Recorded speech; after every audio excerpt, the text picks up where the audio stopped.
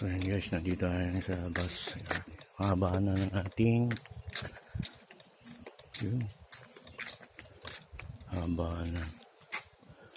So ang laki ng aratis natin guys. So yan.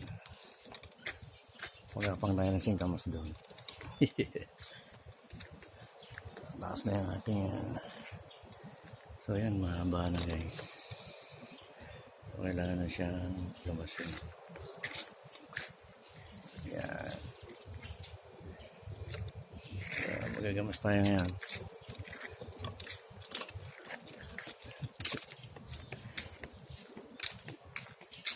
Kailangan na natin natin. Ay, bulaklak na siya. Okay, so napakanabangan natin yung papaya naman. Ay, laka na.